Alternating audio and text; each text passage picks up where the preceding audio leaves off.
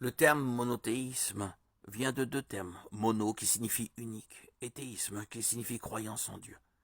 Le monothéisme est donc la croyance en un seul Dieu qui est le Créateur, le soutien et le juge de toute sa création.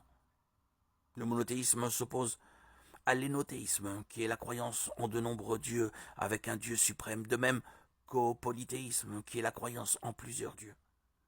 Il existe de nombreux arguments en faveur du monothéisme, tirés de la révélation des Écritures, de la révélation naturelle, de la philosophie, de l'anthropologie historique.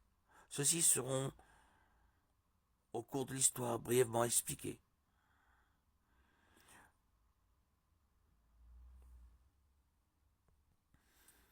Au cours de la lecture des Écritures saintes, il y a de nombreux arguments bibliques qui nous montrent que Dieu est un, unique.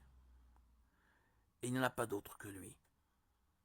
Le Deutéronome 4.35 nous dit « Et toi, tu as eu la possibilité de voir cela, afin que tu reconnaisses que c'est l'Éternel qui est Dieu, et qu'il n'y en a pas d'autre que lui. » Deutéronome 6.4 « Écoute Israël, l'Éternel notre Dieu est le seul Éternel. » Malachie 2.10a « N'avons-nous pas tous un seul Père, n'est-ce pas un seul Dieu qui nous a créés ?» 1 Corinthiens 8.6 « Néanmoins, pour nous, il n'y a qu'un seul Dieu, le Père de qui viennent toutes les choses et pour qui nous vivons, et un seul Seigneur, Jésus-Christ, par qui tout existe, et par qui nous vivons. » Éphésiens 4.6 « Un seul Dieu est Père de tous, il est au-dessus de tous, agit à travers tous et habite en tous. » 1 Timothée 2.5 En effet, il y a un seul Dieu, il y a aussi un seul médiateur entre Dieu et les hommes, un homme, Jésus-Christ. Jacques 2.19 Tu crois qu'il y a un seul Dieu? Tu fais bien.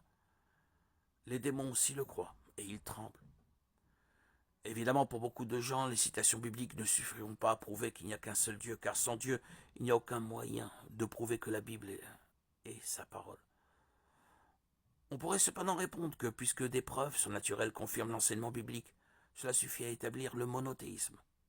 Les croyances et l'enseignement de Jésus-Christ, qui a prouvé qu'il était Dieu, ou du moins a prouvé de lui par sa naissance miraculeuse, sa vie et le miracle de sa résurrection constituent un argument similaire. Dieu ne peut mentir ou se tromper. Ce que Jésus croyait et enseignait est vrai.